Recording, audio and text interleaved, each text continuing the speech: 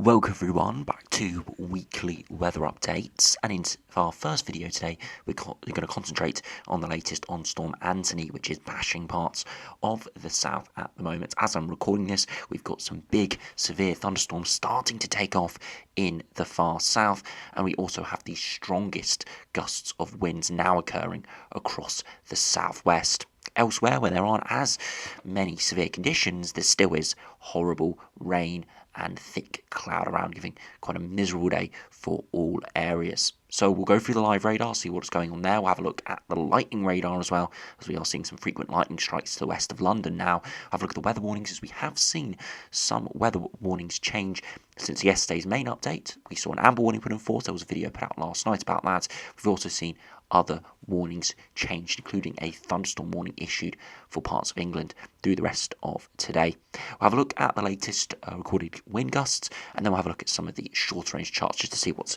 could be happening over the next 12 to 24 hours as this system does clear. And if you're interested in more the longer term forecast, then with the potential for some hot weather next week with a big Spanish plume looking very possible now, I'll have a video coming out in a few hours' time looking at that. So do check out that if you're more interested in what is going to be happening next week, with the risk of even the 20-degree isotherm moving, which could give temperatures into the mid-30s come the latter part of next week. So do remember, if you enjoy my videos, which do like and subscribe, and remember to follow me on Twitter as well, the link's in the description. Do start on the live radar. You can see the centre of Storm Antony is pretty much over central southern England at the moment, and around the centre of the low we're seeing some very slow moving severe thunderstorms taking off. Look like they're really bashing parts of the west of London towards Reading down there. Real heavy rain taking off, and it is very slow moving as well. Could drop a lot of rain in a short space of time. To the southwest is where we're seeing the strongest winds. You can see not too many showers here actually, and I haven't actually seen that much in the way of rainfall. Really here the biggest impacts are the very strong winds, which are now starting to peak. If we actually go over to net weather, we can see the maximum gusts so far today. Now it only goes out to 1 p.m. Again, it updates every hour or so, and again, it doesn't include every single site, but you see widely gusts of around 40 to 50 miles per hour, getting as high as 60 miles per hour in a few spots as of about an hour or two ago. And of course, the forecasted maximum winds for this event are around the 2 or 3 p.m. point as I'm recording this. So we're likely to see these probably jump up by another 5 or 10 miles per hour quite widely, especially in that amber warning zone in the southwest.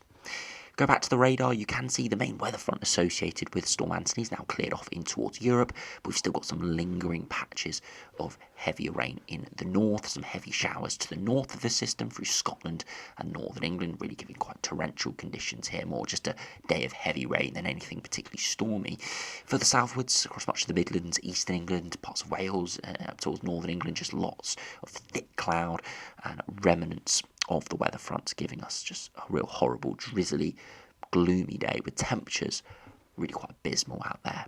If we do put on those temperatures, as said, around about 2 p.m, look across parts of the Midlands where we are seeing no sunshine at all, nothing remotely warm, with thickest cloud, temperatures are abysmal around that 10 to maybe as high as 15-degree mark. Truly terrible for the time of year, but they could be almost 15 or maybe even 20 degrees higher come this time next week. So we'll have a look at that in this afternoon's video.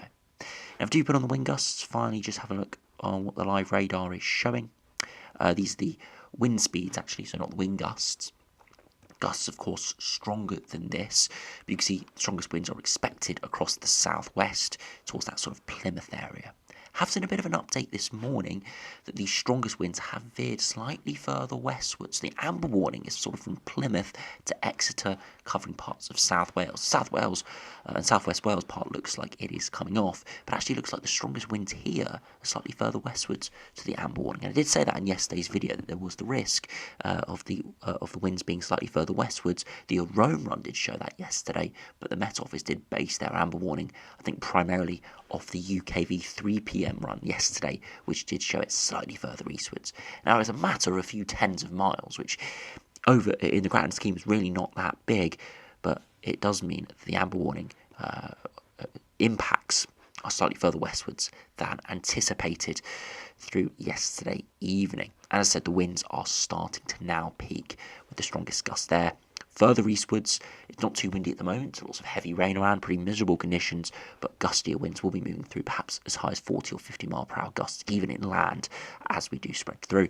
And you can see literally light winds, 0 winds across this Oxford, Reading, London sort of region, and this is where the centre of the low is, and we're seeing the severe thunderstorms break out. Now, if we do move over to net weather, we'll be able to see the latest for the thunderstorms in the south.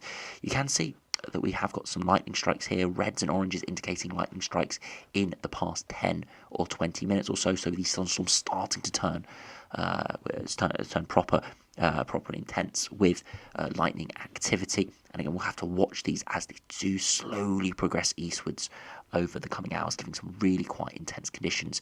If you run it back, you can see they are slowly migrating eastwards and forming. You can see if we run back to 11:55, a bunch of heavy rain, but they've really intensified and turned more widespread over the last hour or so. And it looks like the most severe thunderstorm threat will be M4 lines southwards. Some heavier rain in the London area, but the risk of major thunderstorms looks likely in that southern England portion at the moment. Elsewhere, just plenty of heavy rain. If we do run over to the weather warnings, you can see where the thunderstorm warning has been issued today. If we do run through that from 11 a.m. until 10 p.m, really picking up through this evening. Could see 15 to 25 millimetres locally, and maybe 30 to 40 millimetres in a few hours. Lightning and hail may be additional hazards, and conditions will improve from the west, although only a slow improvement is expected further eastwards. As I said, eastern areas, as we'll see on some of the future models in a minute, does have parts of that weather front that's now lingering in the north, sweeping through overnight. So pretty much consistent cloud and rain, perhaps for the next 12 to maybe as much as 18 hours in some areas in the east.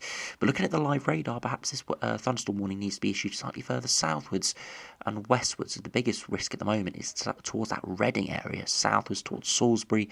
This zone here spreading eastwards in towards parts of Surrey, Sussex and Kent could be the biggest areas for thunderstorm risk in the coming hours. But again, it all depends on that subtle changes in wind direction and exactly where the track of the centre of low goes. High likelihood, lower end of the impact matrix. Of course, we've got the amber wind warnings issued at the moment, again for Storm Antony, expiring around 7 p.m. this evening, so only maybe about 4 or 5 hours left of this, and again, winds perhaps gusting as high as 70 miles per hour in a few spots, peaking, as I said, around that 3 p.m. point, so pretty much by the time this video is published.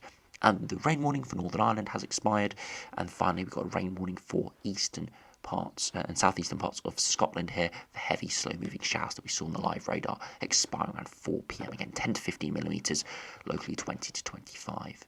Speaking of rainfall, if we actually go back to the live radar, we'll be able to see the past 24-hour precipitation, how much rainfall has fallen in many areas. You can see why we saw that yellow warning issued for Northern Ireland. A lot of rainfall has fallen here, widely an inch or more, and you can see many other areas seeing lots of rainfall. A lot of the rain though in the east, where we've seen these spotty yellow colours of all those heavy thundery showers we did see yesterday. Elsewhere though, this is all from the rainfall from this event, and you can see already towards Oxford, Swindon, south of Gloucester, where we're starting to see some darker greens. This is that precipitation from those thunderstorms starting to accumulate. So we could see quite a large swathe of dark greens and yellows appearing on this line, stretching towards the southeast over the coming hours. If we do run over to the UKV now, we'll be able to see the prediction over the next few hours. You can see the system moving through at the moment, and it will continue to spiral away. And you can see those severe thunderstorm risks really peaking early afternoon across the southeast. Again, the thunderstorms look likely to be towards that southern and eastern point of the warning zone, so I'm a bit unsure from the looks of this latest run, which I'm sure the Met Office did base their warning off, why the thunderstorm risk has extended into East Anglia, where there looks likely just to be some lingering rain. The thunderstorm risk looks definitely further southwards and eastwards, and at the moment the thunderstorms look like they're a bit behind schedule, so the low is moving through slower than anticipated. That could delay everything, including those peak wind gusts. They could be slightly later than initially anticipated. That's why I said maybe 3 or 4 p.m. now. Thunderstorms are much further westwards by maybe 50 miles or so than they are on this UKV, so maybe an hour or two delayed. Before eventually they will sweep through and we will see the weather front clear, you can see some more intense, maybe a few thundery batches across East Anglia around the 8 or 9 p.m. point, but by this point the thunderstorm warning is about to expire, so I don't think this is why that thunderstorm warning is issued further northwards and eastwards. But as I said, as the weather front eventually clears, we could see some more heavy lingering rain into the early hours of the morning in the far east before clearing completely widely, clearing around the 7 or 8 a.m. point, and then tomorrow looks a lot better. But of course we'll run through the longer range stuff as we do progress in this afternoon's second video, as we have a look at the long range into next week. If you look at the max temperatures, you can see today abysmal across parts of the Midlands, only 11 to 13 degrees. Further southwards, maybe 18 or 19. But really, that's where we see a couple spots of sunshine in between the thunderstorms. So really, nothing particularly great. If you look at the Cape as well, you can see there are quite large amounts of Cape just around the centre of the low. That's why we're seeing thunderstorms really only spawn in those very localised areas, again to the west of London, spreading southwards and eastwards. And finally, for this video, if we do have a look at the latest from the Arome run, if we have a look at the wind gusts first, forecasted wind gusts, as I said, peaking around that 2 or 3 p.m. point across the southwest, again at the moment peaking just to the west of Plymouth. So yes, it looks like that amber warning was slightly further eastwards than we are seeing. It is of course very tight margins, but the strongest winds could be slightly further westwards, and you can see through the rest of this evening strong gusty winds do spread eastwards toward the London area as well. Around the 7 p.m. point could see 30, 40, maybe even 50 miles per hour. So strongest winds occurring pretty much in the next hour or two, but the widespread big wind gusts for other regions and seasonably windy conditions will be coming through this evening as the storm slowly spreads into Europe. And finally, as I said, looking at the convective overview, you can see the thunderstorms in the south at the moment, and you can see Arome a little bit more on track as we run to 2 p.m. As I'm recording this, you can see they are off to the west of London, so pretty accurate in positioning from the Arome, but intensity slightly higher in reality than the Arome is showing. We're not seeing this intense batch towards Essex or East Anglia at the moment either. That could spawn in the next hour or so, but we're not seeing that on the live radar at the moment. Over the next couple of hours, those thunderstorms continue to progress, looking like they're just going to slide to the south of London. So if you are to the north of London, in the warning zone, from the latest looks of the live radar and the runs, you could just about get away from the heaviest stuff. Still seeing rain, still seeing thick cloud, miserable conditions, but not the intense thunderstorms, which could just slide to the south over the next couple of hours before eventually all clearing into the morning, and then could see some more heavy thundery showers on some convergent zones appearing tomorrow. So please make sure you stay safe over the next sort of 12 to 18 hours, as there are going to be some quite big impacts. The strongest wind gusts, the amber warning wind gusts, are coming in the next hour or two, but elsewhere further eastwards we've still got intense thunderstorms lasting probably to about 6 or 7 p.m. at the earliest, could be later. And we've got the wind gusts. The wind gusts haven't even started to peak further eastwards, with stronger winds coming inland around the sort of 5, 6, 7 p.m. point, perhaps gusting up to 40 or 50 miles per hour in a few spots. So yes, the most severe winds are happening at the moment or in the next hour or two, but we've still got many more impacts to come through the rest of this afternoon and through the evening, with the system eventually clearing overnight into the early hours of the morning, with some people even waking up tomorrow, perhaps with some still lingering thick cloud and bits of drizzle. So anyway, thanks for watching. Hope you have enjoyed. Make sure you stay safe over the next 24 hours or so. And if you are interested in what's happening next week into the longer term, do check out the video coming out in a few hours' time, where we'll be doing a very big deep dive into what could be occurring next week. So as I said, thanks for watching. Hope you enjoyed. Subscribe if you're new, and I'll see you again for another video soon.